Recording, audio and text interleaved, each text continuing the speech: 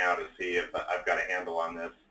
So hang on just a moment, and then we'll also offer some tips and suggestions on how to type in messages and stuff to that effect. So hang in there with us, and we'll start momentarily.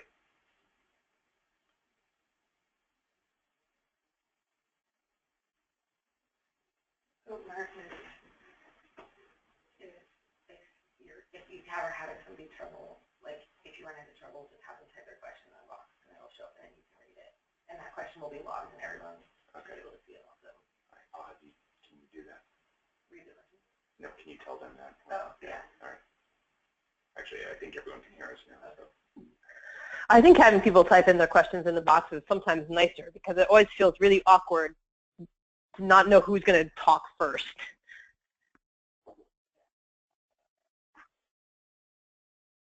Okay, so I'm going to.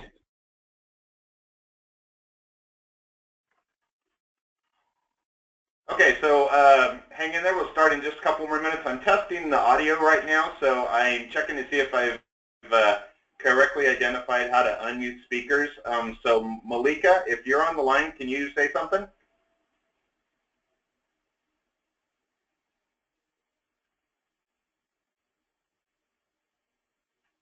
Okay. Clearly, I have not figured it out yet, but I will continue working on it.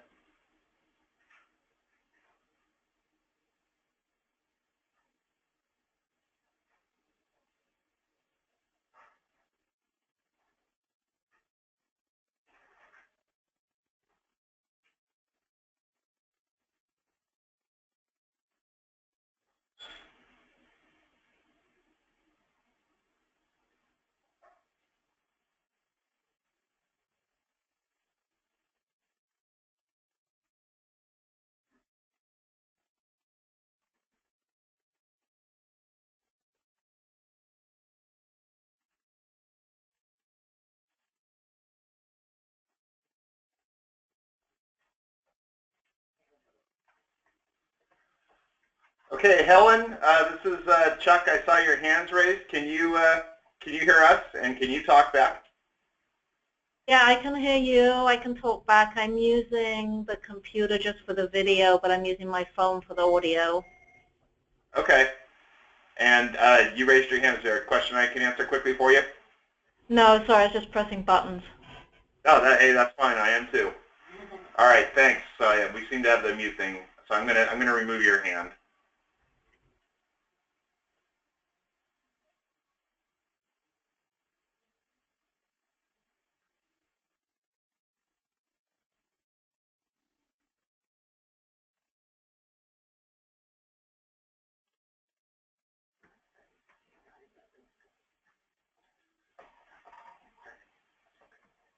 Colleague Melissa Gutierrez for just a moment to walk you through typing in messages and anything else related to the technical aspects of this, and then we're going to immediately dig in. I think folks should have seen that a few minutes ago I did extend this to about 11:15. We're going to try to keep it to 11 o'clock, but I want to allow for plenty of time for Q&A. But Melissa, any technical words for them? Hey, good morning, everyone. Thanks for being here and experimenting with new webinar software with us. The best way to go about asking questions to this today is probably going to be the chat box. So if you have a question or a comment at any time, type it in the chat box there, and we'll be able to see it and get it, and we will get to it at some point, whether it's a later question or something immediate, and Chuck will be able to judge that. So if you have any issues, that should be the way to go. And then in addition, if time permits, since this is a relatively small crowd, I'll try to unmute folks as well toward the end. But in the meantime, since we do have a ton of material to cover in a fairly short amount of time, we're just going to dig in. So as you know, this is an opportunity to really learn more about the reporting requirements for the social equity grants, and there's a lot to cover, more so than usual with grants from CAL FIRE and from California Relief. But before we get too far into those details, I really wanted to just congratulate everyone. We really appreciate everyone applying and putting forward these great applications. I've had the pleasure of working with some of you before. Most of you I have not, so I'm really looking forward to that. And you know, this is a little bit experimental for everyone. This is the first kind of grants that have been offered by California for these types of purposes, with a focus on reducing greenhouse gases, but also providing meaningful benefits to disadvantaged communities. So we're really excited about it, and I know the process was a bit long in terms of the RFP, and then especially getting everyone's projects up to the point where we could get them approved and get the contract signed. But they are signed now. I'll be getting hard copies back to you for your files very soon. But in the meantime, the grants have been executed. You should obviously feel free to begin working on them. And this webinar is going to just kind of guide you through some basics surrounding that. So I'll be doing a portion of it, kind of these opening comments, and then going through a couple of other things, and then Colleen at Urban Ecos, who's also our consultant for the GHG reductions and calculations, is has a very meaty section related to the requirements for the grantees in terms of getting the data to us so that she'll be able to calculate those reductions and emissions on your behalf. And we're really pleased to have her here today. And Colleen, do you have any opening thoughts or comments? No, let's just dive right in. Okay, great. So what we're covering today, hopefully in the next hour, some really quick do's and don'ts, what's going to be required in acknowledgments. Really, we're going to spend the bulk of the time on reporting requirements and the tools and templates related to those reporting requirements, and then really try to leave some time for Q&A. This is being recorded. We will put it up on our website. But we're hoping to be able to answer as much information and questions today as we can. So moving forward, a really quick overview of some of the things you can do that have, these really come from frequently asked questions from past grants, and we're trying to provide maximum flexibility within the constraints of what is allowed by law with these particular funds. So some of the things that immediately come to mind for me when I think of past grants and some of the communications I've received on these funds so far is shifting funds from place to place within the grant. Everyone put forward a budget that has a specific dollar amount assigned to trees, equipment, signage, staff, etc. And we don't want to control every penny in this grant. We want you to have the flexibility to say, hey, we were able to get 10 of our trees donated, but we underestimated our cost for shovels. That's fine. You know, shift those funds around in those categories where there aren't caps, and just report it in your quarterly reporting, or of course you can call me or send an email. But on those kind of things, we don't expect that kind of rigor in terms of us having to check every movement there.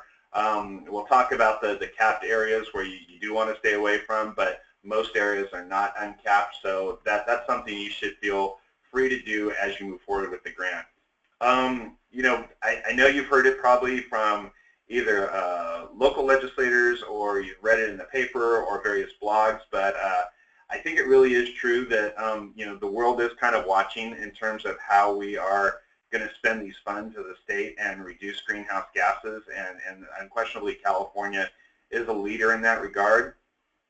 One of the things that I think is going to be really important is to make sure that the decision makers, our legislature, and our local leaders are continuing to notice the very tangible, real benefits that are coming from these projects. That's been especially pertinent in these last couple of months at the state capitol, where they're now looking at the 16-17 cap and trade expenditure plan. And what I've heard from a lot of folks is they want to see how these dollars are benefiting their community.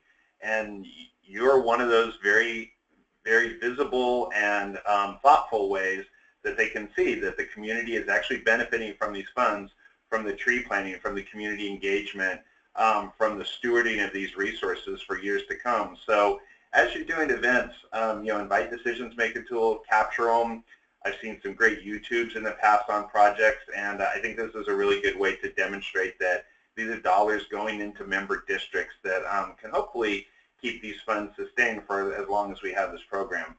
And then the big thing, and I know those of you who have worked with me before are well aware of, is you can call me anytime. You know, I do have my job is split between this and then spending time over at the Capitol and working in an advocacy capacity to generate more opportunities for urban forestry, not only through cap and trade, but other funding sources as well. So I'm not always at my desk, but I'm actually pretty good about returning calls and emails as well. So I just want to, muted. Invitation to everyone, since we'll be working together for the next 3.5 years. Okay, so here are some quick don'ts. Please don't change species selection without authorization, and you'll totally bum me out if I do a site visit and I see you planted a palm because we don't allow them, or you said we couldn't get a hold of this particular oak, but we found a great price on cactus. That just probably isn't going to work out that well. So you don't have to necessarily check with me. We've got, I believe, 6 regional urban foresters throughout California, especially in LA. They've been very helpful in getting these grants off the ground. So you can check with them, and if they're good with the species changes that you may have in mind, just send me an email and say, hey, I talked to Abigail, she's good to change out X for Y, and we're good. So that's fine. Like I said, while we're really comfortable seeing you shift funds around in those categories in the budget where we don't have a cap, you do need to make sure that you're respectful of the caps in personnel and indirect expenses. That's a maximum of 40% in personnel. That does include contractors and consultants. Everyone has a budget. Most people, came pretty close to that 40%, so there's not going to be a lot of flexibility there. And same with the indirect expenses that can't go above 10%. The one thing that we're really excited about this year, and I give a lot of credit to CAL FIRE, is that they did actually break down administrative costs into indirect and direct. And so on direct administrative costs, there is no cap. So if you find that a staffer that you hired specifically for this purpose, you didn't anticipate the cost for the cell phone for that staffer, that's something that's a direct administrative cost. Just let me know that you're building into the budget, and let me know where you're taking the funds from to be able to cover that cost. Other than that, again, we really emphasize giving you flexibility to move dollars around. And then the big one here is please don't be late in reporting. We're going to be communicating a lot with each other over the next 3.5 years. We're going to have quarterly reports that are going to be fairly detailed, but we've tried to streamline the process as much as possible. But the big thing about reporting is that we're going to ask you to have reports in the 10th of each month after the quarter ends. That's going to give us the time to look at all the reports and give a report to CAL FIRE by the end of that month. The other thing that's going to be pertinent to reporting, though, is that that's when you're going to be seeing a lot of reimbursement forms and expenses requested. And if we don't have all those reimbursement forms in, then we can't pay anyone, because we can only make one direct request to CAL FIRE per month. So any reports that are late actually affect all the other grantees. So generally that's not an issue, but I really want to emphasize that now. And I think with that, let's just speed right along into acknowledgments. Not surprisingly, the state wants to have credit for what they've been doing in cap and trade and the expenditure of these funds. There's a lot of dollars out there for a lot of different projects. The first round for CAL FIRE Urban Forestry was a little more than $15 million that went out on the ground for these projects. We're working with the legislature right now for the second round to have $30 million plus another $20 million for green infrastructure, a new program at Resources Agency. So, it's appropriate for us to be able to credit CAL FIRE and the Air Resources Board and the administration for making these investments. So, this is a sample template of a sign that you could do at events, in materials that you're producing. I took a grantee logo here just as a sample, Amigos de los Rios. We'd like to be on there as well. The other thing that we really strongly encourage is have your partners on there. We're very focused on these projects being partnerships with other community groups, with people that you have and have not worked with before. So that recognition, I think, is really valuable. So the first 3 logos and your own logo, I would put those kind of in the framework of mandatory.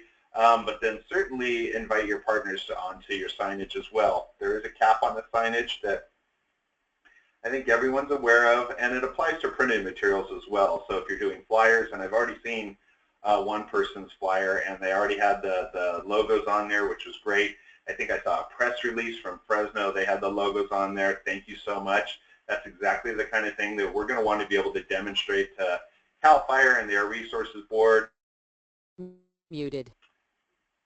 That you know, we're doing our due diligence in recognizing the value of these grants and programs, and the applicants recognize it as well.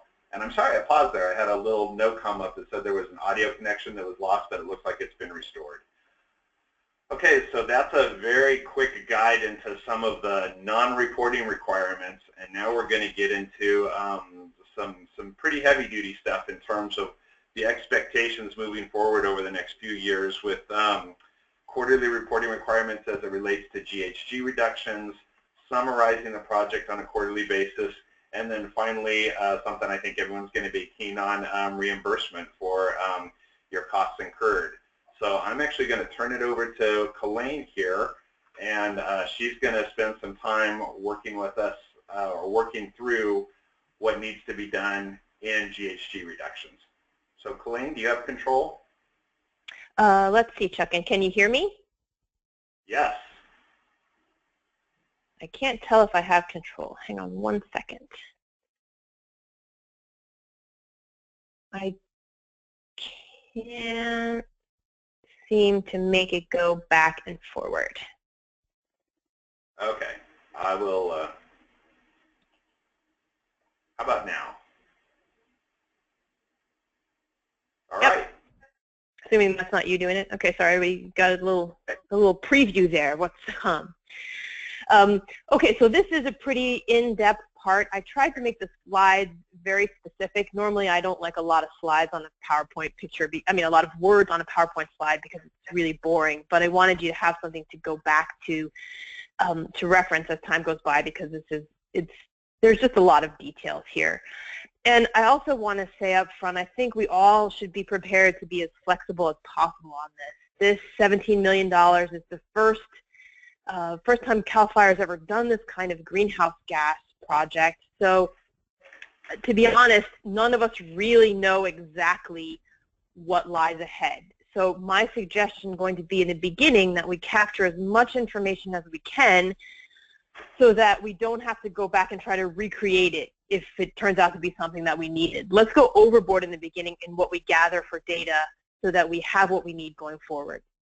And so there are two aspects to this greenhouse gas project. One is the reductions that we get from our projects themselves. It's the whole point of the project. So how are we reducing greenhouse gases by planting trees? And so we'll start with that. But then we also have to keep track of, and this is a little bit of a surprise to me, so I expect it will be a surprise to you too. We also need to actually track real greenhouse gas emissions. So when we did the grant applications, we were allowed to just give an estimate of a percentage of the project benefits. And we suggested as a default that we would do about 8% in emissions for every project. So those emissions are from driving cars around to plant trees, from the heavy equipment that you might use to dig a hole in the ground. Well, CAL FIRE is telling us that that estimate is not sufficient. We actually have to track the greenhouse gas emissions from our project. So we're going to talk a little bit more about that at the end. So let's just start with the good part first. What do we need in order to track our greenhouse gas reductions? So for every tree that you plant, we need to know its species, obviously. I'm going to ask you for the DBH at planting. This might be something that we don't actually need going forward, but again, having to go back and measure all those trees will be a nightmare. So just capture that when you first put them in the ground. We'll ask you for a street address, and if it's not planted at a street address, if it's in a park, then that's enough. I mean, just so that we can find a way to come back to the place if we need to. Then the latitude and longitude CAL FIRE is definitely requiring us to have. And then if your trees are planted within 60 feet of a building, just the same as during the application process, we're going to get a lot of emission reduction. We're going to get a lot of reduction benefits from that information. So we really want to ask you to track the distance and direction of the tree to the nearest building. And I'm going to talk more about the latitude and longitude and that distance and direction in the coming slides. The first three I assume are relatively obvious. Chuck, if you can you tell me, can you see my cursor moving across the screen? Yes, I can. Okay, so I can use that a little bit if I need to. One thing we're going to send to you as a part of the reporting package is an Excel template. It looks a lot like the one from the project application, the grant application, but it has a couple extra pieces of information. It's pretty straightforward. We're just going to ask you to give every tree that you plant a unique ID so that you can keep track of those trees yourself. And there's a column for the street address, or again, if you're planting it in a park, that's the name of the park, the city, the latitude and longitude, the species, the size of planting, and the distance and direction. I'm going to ask, there was some confusion about this during the grant application process, to please return this to me as an Excel file so that I can use it to do calculations. We got some PDFs, we got things in other formats, and I had to do a lot of tedious work. So your reporting package will be both a form and then also this Excel spreadsheet that we're going to ask for back. So the first complicated thing is the latitude and longitude. And the one thing I really want to emphasize here is that we need to get enough digits in order to be exact. So the picture that you're looking at here is actually, this is my house, and this little thing right here is my tree. And so if I type in a latitude and longitude that is this exact, if you can look up here, you'll see that there's degrees, hours, minutes, and then the minutes themselves have a decimal place. So it's not just 36, it's 36.3. That puts the dot within about 6 inches of my tree. If I leave off that decimal place, so here you can see the address that I typed, the lat long that I typed in up here. Here's my tree again with the red arrow, and here's where that dot ends up. So whatever form you use to get latitude and longitude, I'm going to show you a few ways to do it. Make sure that you have enough digits in the number in order to actually recreate the exact location of that tree. So how can you get latitude and longitude? You can either do it out in the field directly, or you can do it back at your desk. In the field, you can use a GPS device, and I know that there's money in the grant application that you can actually use some grant money for that. I'm going to go out on a limb and assume that there's at least one person in every team with a smartphone, and that's really more than sufficient. That doesn't really make sense to, sorry, I've got some error messages appearing here on my computer. It doesn't really make sense to pay money for that when you can just use your smartphone. And then I'm also going to show you how to do it back at your desk if the phone just is not the right answer for you. One thing to note, though, if you do use your phone, and I don't know what the story is with Android, but I'm going to just reiterate this message 1,000 times. This is the iPhone's built-in compass app. So you don't have to download anything, you don't have to buy anything. But if you look down here at the bottom, here is our latitude and longitude, and it does not have enough digits. So you can't use this built-in compass app and get enough accuracy for your trees. Instead, there are a bunch of apps out there that will help you find your latitude and longitude. I just started playing around with some. I looked for one that was highly recommended, and I liked it, felt comfortable with it myself. It's called Commander Compass. It's free. There is a pro version that clocks in at a steep $3.99, which I think will also be something you could charge to the grant. So you could play around with it a little bit and see if the pro version has a lot of added usefulness. But I found the free version to really work just fine. You can see up here is the latitude and longitude, and we have degrees, hours, minutes, and we even have 2 places behind the decimal. So we have even more accuracy than we really need. That's not the default, but if you go down here to this I, you can change the settings so that you get more and less accuracy. Now, so you could actually go out there, stand next to the tree, and write this and read this number out and have somebody write it down. But my sincere advice to you is never write down a number if you don't have to. That's the first place that mistakes get made. It's so easy to make a mistake when you're doing that. And as we just saw, a tiny mistake will make a big difference in finding your tree again. So one of the things that Commander Compass app lets you do is set a marker. And you see down here on the left, there's in the bottom right corner of the main window is a little flag. When you click on that flag, one of your options is to set a place marker. And it's a little bit hard to see, but right in the middle of this screen is a set of crosshairs. And I have moved the map around so that the crosshairs sit right on top of my tree. And here is the latitude and longitude of my tree. And if I click done, it opens up a little window and it lets me enter some information. So I was just playing around and I created 2 trees. The one, this is not, just using the species name, and if you actually clicked on that ... at the end of Asa Rubin, you'd see that I entered a tree ID, a unique tree ID for that tree.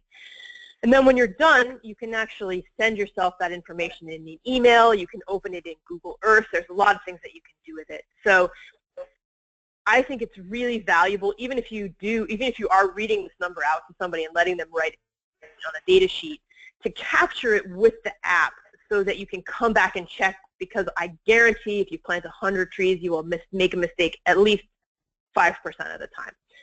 So another piece of my advice is going to be, as much as you can double up your data keeping, do so. So if you can capture that long using the app and write it down, you're going to be in a much safer position later on.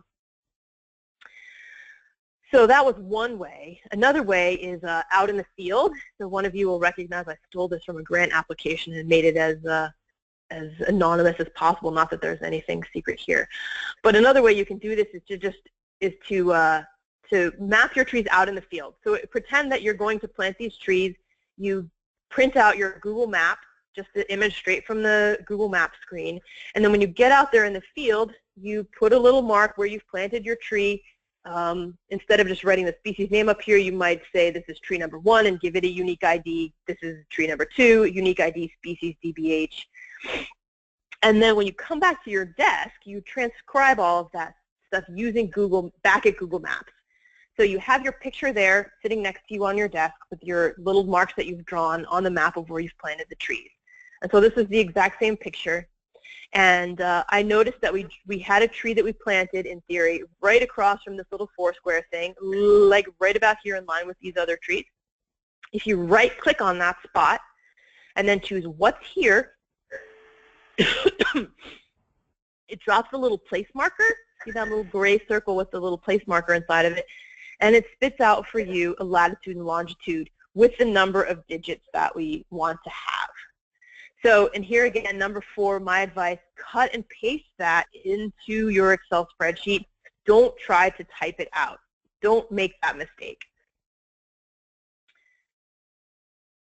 Now, I actually think that Google Maps is probably the easiest way to do this if you don't know anything about any of these kinds of things.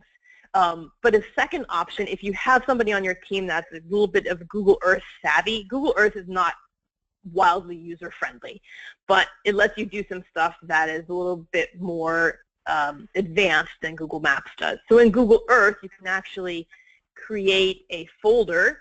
So mine is called California Relief 2016 Trees, and then you can drop these little pins where you've planted each tree. And again, you can give it a unique identifier.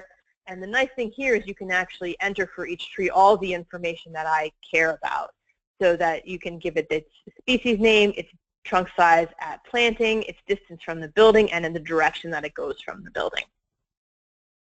And up here we also have our latitude and longitude. Again, we get actually 2 digits after the decimal place, so more than enough accuracy for our needs. Again, Google Earth, if you've got somebody who knows how to do it, or if somebody's willing to learn, I think it can be pretty valuable, but it is not the most user-friendly option. So that's how you get latitude and longitude, right from your phone or back at your desk using either Google Maps or Google Earth from the drawings that you've made in the field. So the second tricky thing to do is to figure out the distance and the direction from the tree to the building. And again, we're going to use this information to capture any energy benefits that the tree is providing. And particularly for those of you in the hottest parts of California, so in the Central Valley or in the eastern parts of LA County, the benefits, the greenhouse gas benefits from energy reduction can be as great as or even greater than the sequestration benefits the tree is providing. So don't miss this if it's open to you. That said, if your tree is more than 60 feet from the nearest building, it's not providing any shade, therefore it's not providing any energy reduction, and it's not providing any greenhouse gas benefit. So don't waste your time trying to do any of this if the tree is more than 60 feet from the nearest building. So what I'm going to ask you to track is the distance to the nearest building only in 3 categories: 0 to 20 feet, 20 to 40 feet, or 40 to 60 feet. We don't need to know that it's 47 feet versus 52 feet. The model can't accommodate that kind of accuracy. So if it's easier for you to calculate the exact distance, that's fine, but it's probably easiest to fit it into one of those 2 distances. So there are a couple ways that you can get that. I think depending on how big your volunteer team is going to be, it's really easy to teach people to measure their pace, and then they can just pace out the distance from the tree to the building. Especially because, again, we don't really need a level of accuracy. The second way that you can do it is by using Google Earth. And so this is the one real big advantage of using Google Earth if you want to use that to track get those lat long coordinates like we talked about before. Inside Google Earth, if you see up here, here's the Google Earth toolbar, and here, this thing that's highlighted in blue is a ruler. And so once you set that tree down in its point, you can open up the ruler, tell it to measure the distance in feet, and then if you can see, this little yellow line actually shows us the distance from this tree to the closest corner of the building is under 20 feet. And so nobody actually has to do any work. So that's distance. Then direction. And this one is really tricky, and I've written it out as a sentence, same as I did in the grant application, because it's very easy to get this backwards. We want the sentence has to read, the tree is to the blank of the building. And so in this case, the tree is to the east of the building. It's really easy to mess that up and to say building is west of the tree and have it backwards, and then the energy benefits are not accurate. And again, the energy benefits only accrue for trees to the east, south, and west of the building. So if your tree sits to the north of the building, there's no need to do any more work. It just doesn't get any energy benefits from that. My advice on this one is to do this using the map and not out in the field. Most people have zero sense of which way is north. They'll get confused about whether they're standing at the building looking at the tree or vice versa. It's really easiest to just come back to your desk and use the map to figure out which way the tree is from the building. So lots of text here. My apologies for that, but it's something that I wanted you to be able to take home with you. My recommendations for keeping track of the greenhouse gas reductions: use multiple methods.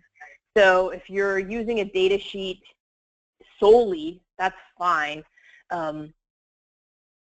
You'll print out some maps, you'll create a data sheet, and then come back to your desk and use Google Maps. Then you've got 2 pieces. You've got the digital form, and you've got the paper form.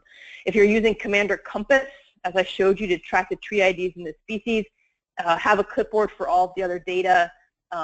Even then, it's probably a good idea to email the data to yourself periodically so that you don't lose it, or even to have people write it down but know that you've captured it on that app so that you can go back and check on it. Number 2, whenever possible, don't write down numbers. I've already said this like 3 times, but I'm going to say it 1,000 times more as this project goes on, because this is where most of the mistakes get made. Whenever possible, use cut and paste to move one number from either from an app or from Google Maps onto your Excel spreadsheet so that it's less likely for a mistake to happen. As I said in the last slide, let people in the field find the distance from the tree to the building, but it's not a good idea to let them figure out the direction. It's too easy to get it backwards, even if you know how to use a compass, which so many people don't. Number 4, this one's new. I haven't said anything about this yet, but this will definitely happen. If you're going to use your phone or a GPS device to find the lat long, make sure you're standing next to the tree. Give somebody the job of watching the person taking the lat long to make sure they're standing next to the tree, because what will inevitably happen, I promise it will happen at least 25% of the time, is you'll be standing on the other side of the sidewalk looking at the tree and asking for the latitude and longitude. And then the latitude and longitude that your phone registers will be several feet off, because the phone is in your hand. The phone does not know that it's supposed to be thinking about the latitude and longitude of the tree. Number 5, practice a few times with your equipment and the data sheets. That means you, team bosses, it'll take you a while to play around with all these things and figure out how they work and figure out where mistakes are likely to happen. So make sure you practice a few times with a tree in front of your house or whatever. And then finally, as I said at the beginning, please be flexible about the changes that lie ahead. This was my attempt to do the best I could to figure out what CAL FIRE wants, but they honestly don't really know exactly themselves. So if it changes in the middle of the project, we'll let you know as soon as we can, but I think we're going to get a lot of information once we've done our first quarterly report, and CAL FIRE will share that with California Relief will share that with CAL FIRE, that with the Air Resources Board, who will make their final verdict, and we'll see where we've gone wrong. But we need to get some data collection in before we can be sure of how that's going to turn out. So emissions reporting, this not so fun part, because this is about the costs of our projects and not our benefits. Here's what CAL FIRE provided us with. Applicants will also estimate project greenhouse gas emissions, that is to say emissions from vehicles and equipment used for planting and tree maintenance, for a minimum of 40 years using these particular sections of the Air Resources Board offset protocol. And so I've included the link for the protocol there just in case you would be interested in seeing what it says.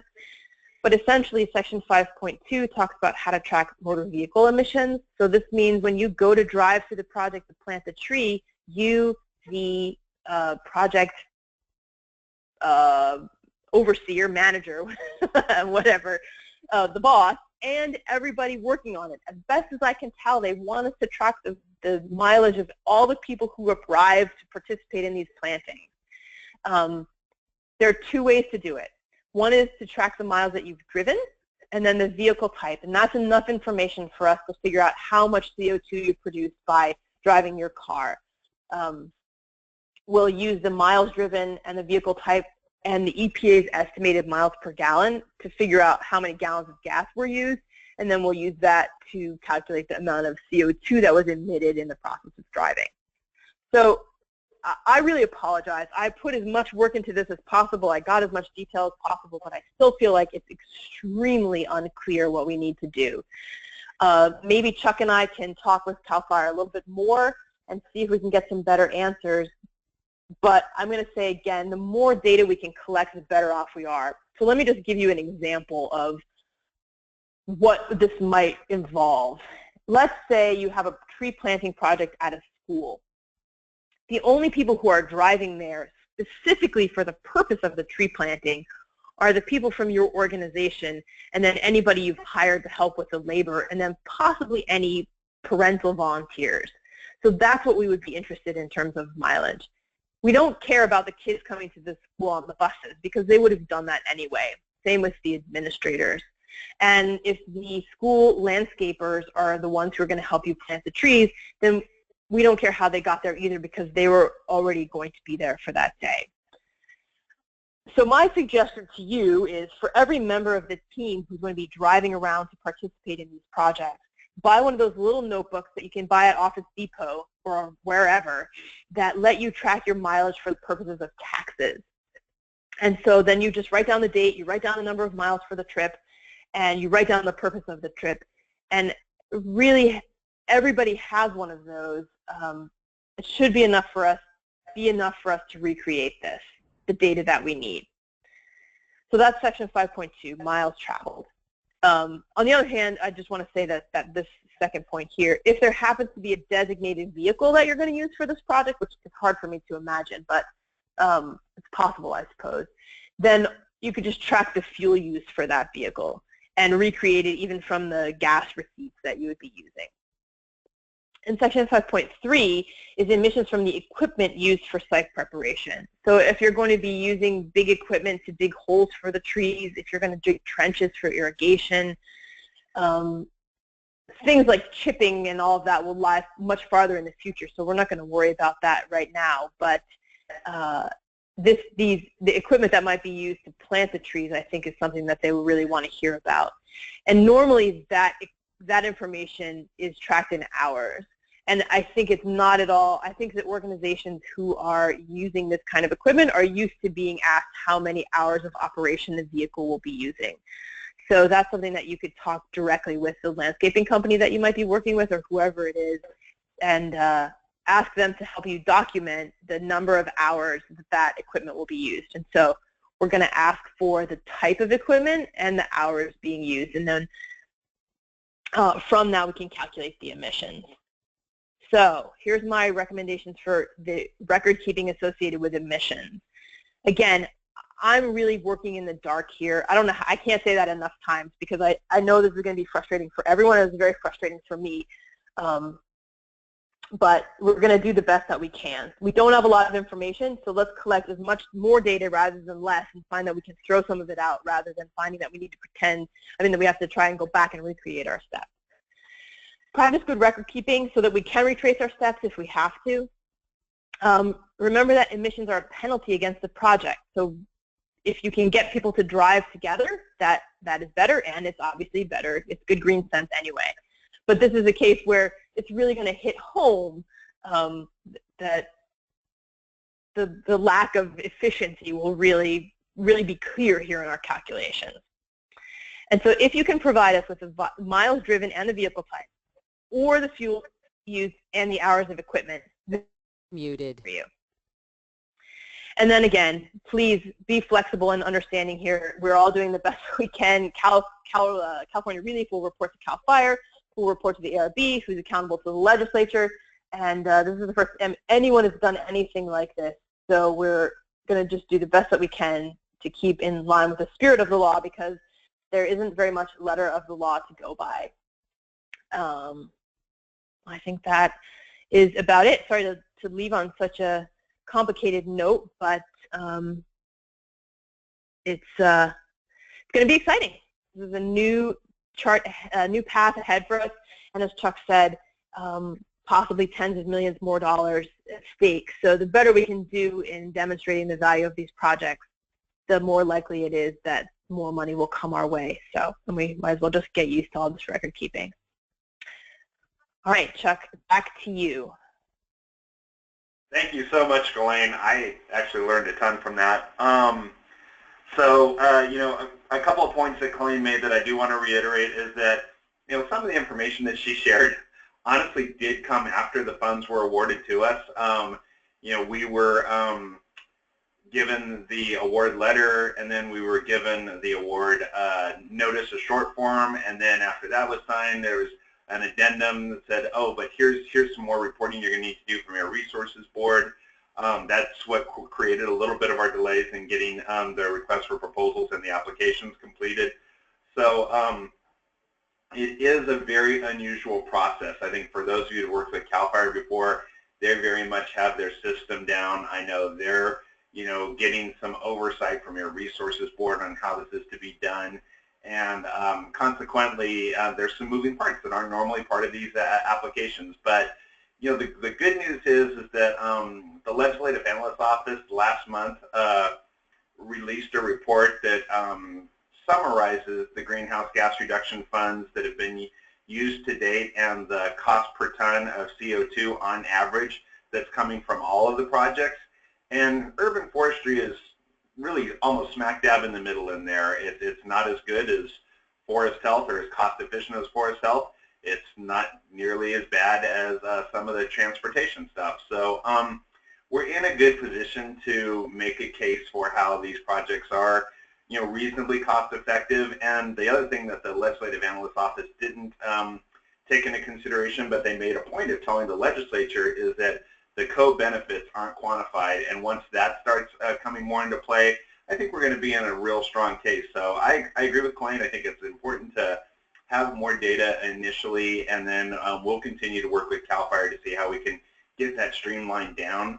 One thing she did mention is that we had money in our budget for GPS tracking devices. That's absolutely true, and that's thanks to our executive director who said she wanted to make that an allowable expense. So if you're looking at your budget and you're going, oh God, we really should get something along the lines of what Colleen suggested, then let me know. And we should modify your budget to allow for that expenditure if a smartphone's not going to do it for you. So we still got a fair amount of material to cover here, so I'm going to keep moving forward and also acknowledge that while it was not intended,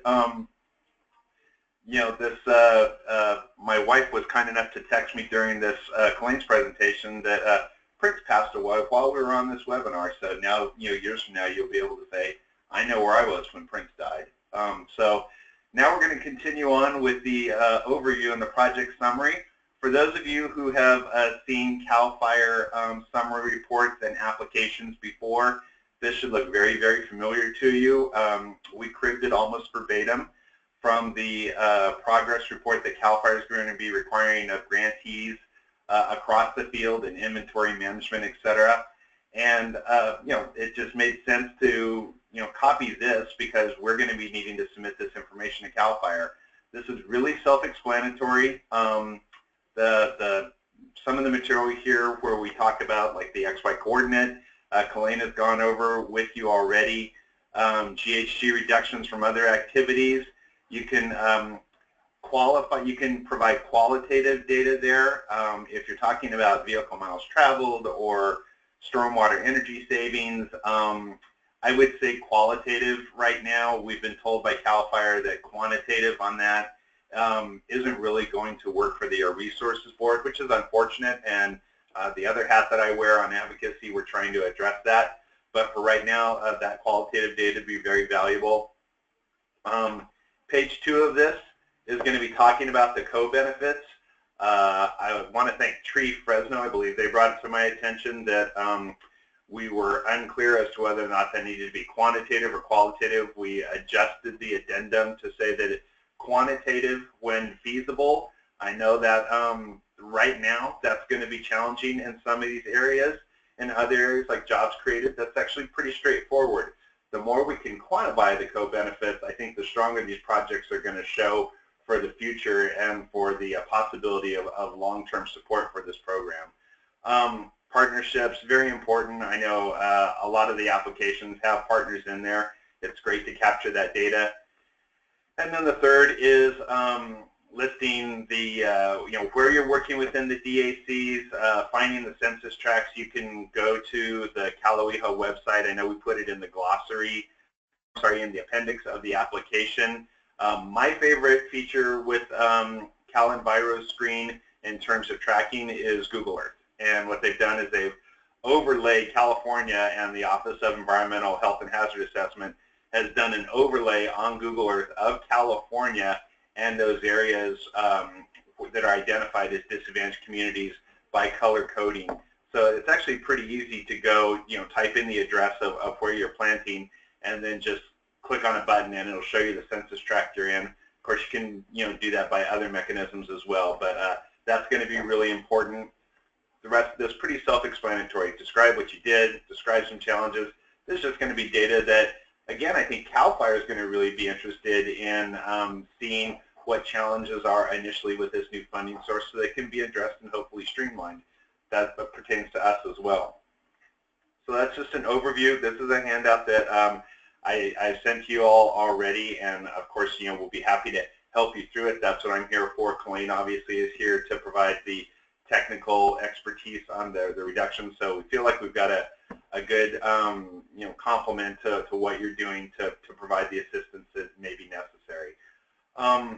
So looking next, reimbursement reporting. I think this is going to be something that a lot of you are going to have interest in, and one of the things that we're going to really try to do, and we've already talked to CAL FIRE about this, is expedite reimbursements back to you. Under the bond funds, that could take up to 90 days. I think CAL FIRE has said that they're going to have a faster timeline for getting funds back to grantees. We're going to try to create a faster timeline for that, so we're going to try to trim that down to within a month getting reimbursements back to you. That's the need for prompt reporting so that we can submit one invoice to CAL FIRE to get everyone quickly paid back for their costs incurred.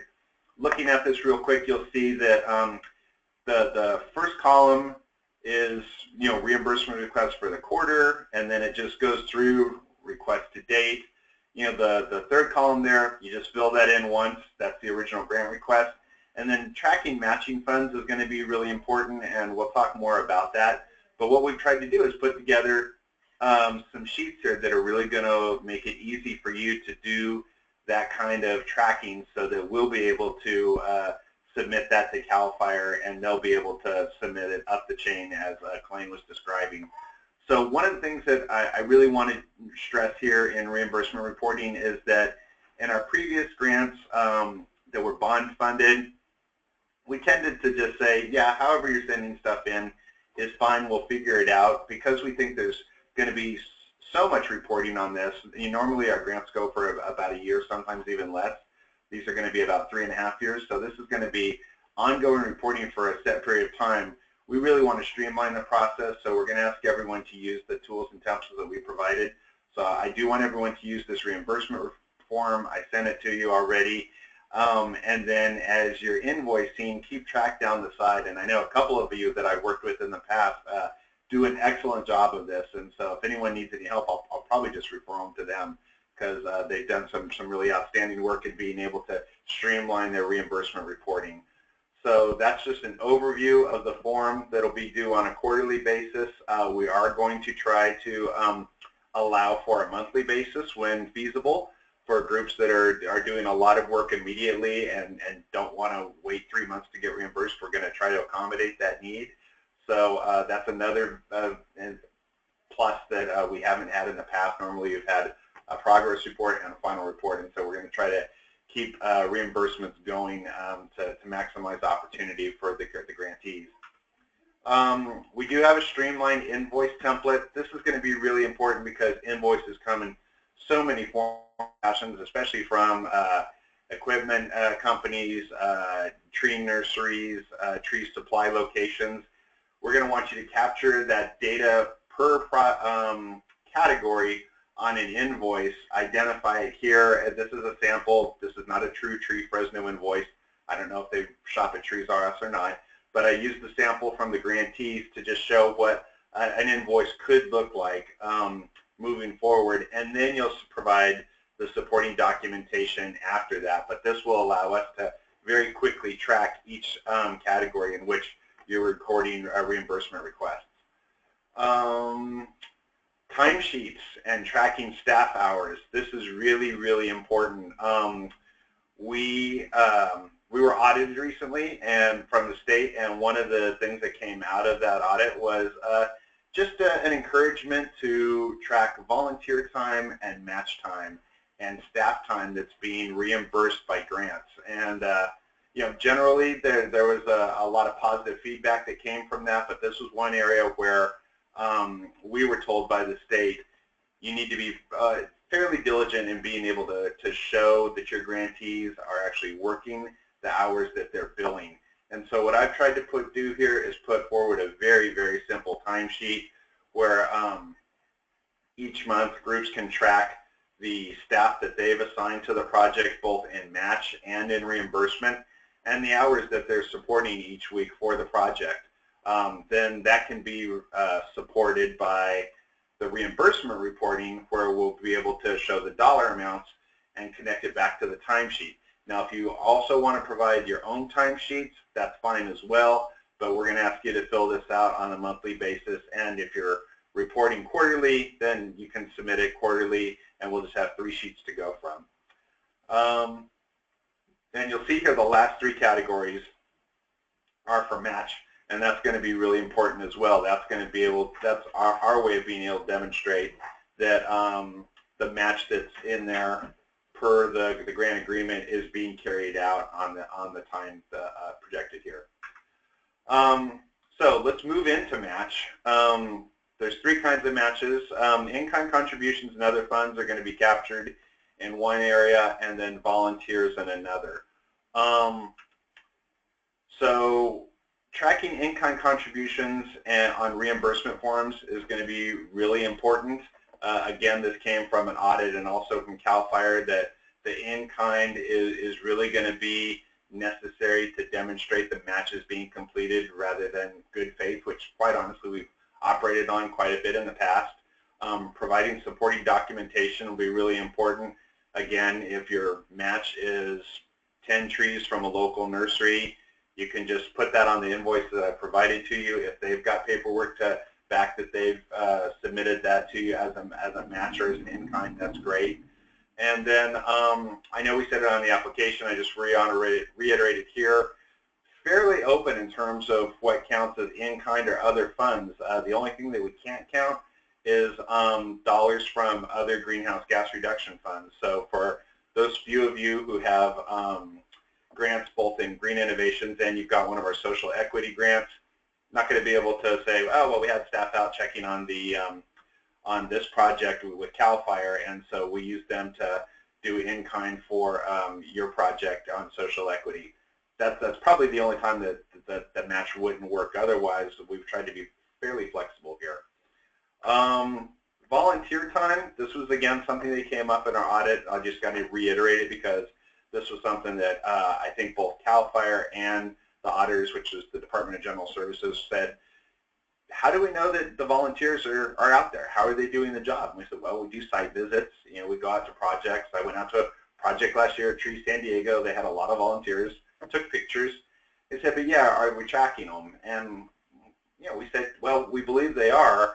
And so this is an opportunity for us to say, well, if you're tracking your volunteers anyway, which most of the visits I go to, people do have sign-in sheets, then just send us those sign-in sheets. And here's an example. And I sent you this template, and obviously take off our logo, put on your logo. I just wanted to give you something very bare bones to see this is what we're talking about. Now, I will say that the address is something that we've spent a fair amount of time discussing with CAL FIRE. We actually pushed back on this a little bit. I think they pushed back on it a bit with their resources board. The reason address is included is because we need to be able to demonstrate the volunteer engagement from disadvantaged communities. As you know, 100% of the funds in this round were going to either benefit disadvantaged communities or for projects located directly in. The majority of your projects are located in DACs, so this shouldn't be an issue.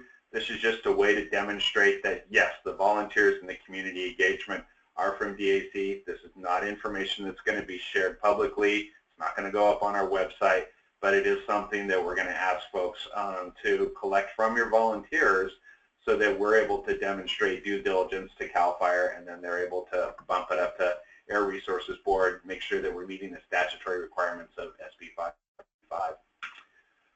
Wow, that's a lot of information. I know I have some questions, and I put together half this webinar.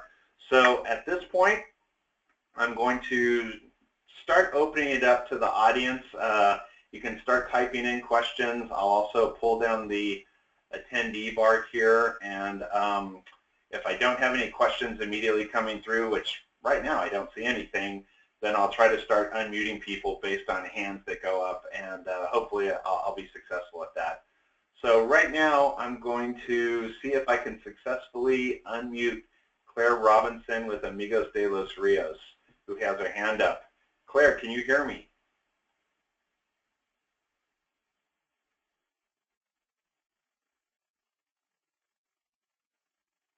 Claire, did you have a question, or can you speak back to everyone? Okay, I'm going to hold off on Claire, and I'm going to go to see if I can do Helen. How about you, Helen? Yeah, I had a couple of questions. One is for the direction information between the tree and the building. Do you need that in degrees, or will like general information like southwest, southeast, etc. work? Oh, that's southwest. Can you hear me? Yes. Okay. Yes, south, southwest, west is all fine. Okay. And my next question is... Let me, Helen, can I throw one thing in there? If you're actually making a map of some sort, which I really, whether you've drawn it by hand or you did it in Google Earth, if you want to send that file along with your reporting, that would actually be great. Because I found a lot of mistakes in the grant applications that I was able to fix to the benefit of the grant recipient. So feel free to send me the map or anything like that in addition to the actual like words on a paper. Okay. Yeah, one other question is will we need to track the DBH over time, like we're submitting quarterly reports? That tree information that we give you, that's going to be after planting, and that's going to include the DBH at planting. But then when we submit our reports every quarter, do we need to measure the DBH again? That is a really good question. Now, so I asked CAL FIRE that question myself. They said no, but I feel uncomfortable about that. So my feeling is presumably you're going to be going out there at regular intervals to inspect these trees because the ones that die do need to be replaced.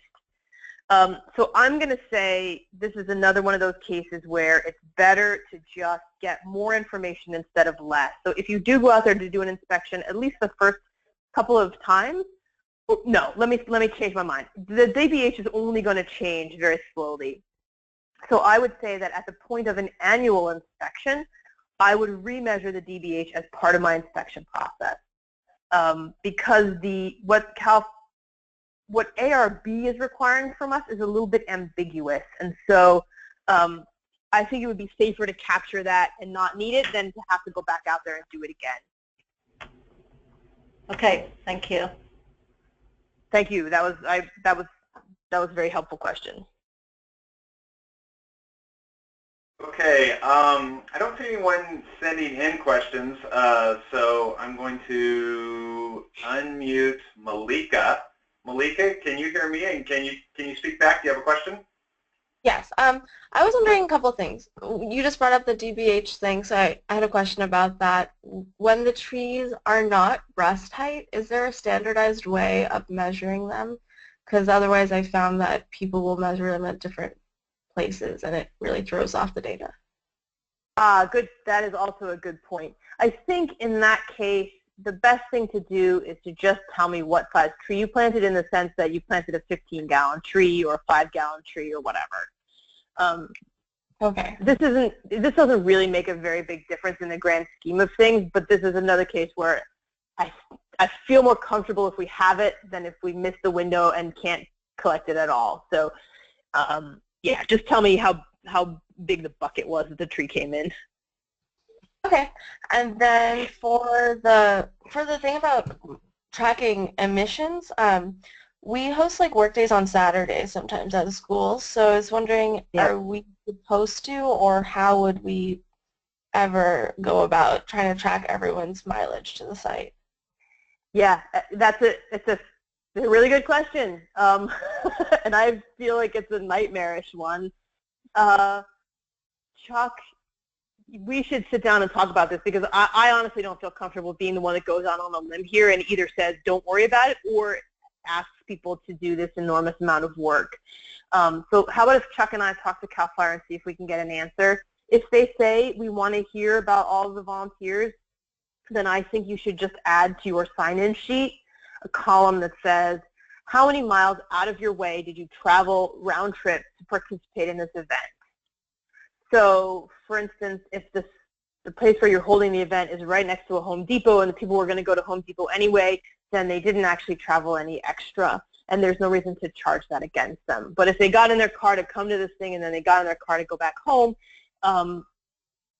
in all honesty, the fairest answer would be that we do need to know about that, because otherwise people wouldn't have made that trip. So, although like sometimes like we have one coming up, and it's like a garden work day anyway at the school, and we're doing tree related stuff at it. You know, the school's hosting this.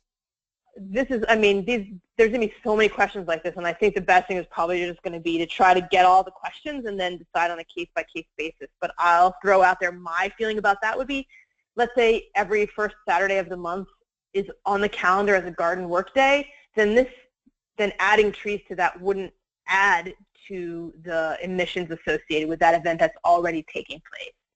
So I would say in that case, you wouldn't have to track those emissions. But I really want to, my temptation is to just be the one that like says what the answer is, but I think that it's a little bit dangerous here. So I'm going to take a step back and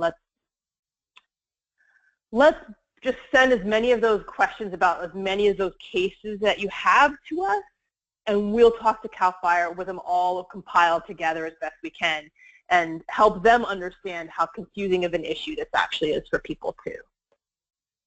Okay. And this is Chuck. The only thing I'll add there is I agree with Colleen. I don't think we can give a definitive yet.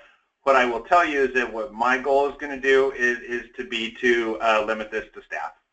And I don't know if that's going to be feasible or not, but you know, these are modest grants. They're certainly not as small as what we've done in the past. I mean, these are some, you know, real dollars that we're talking about.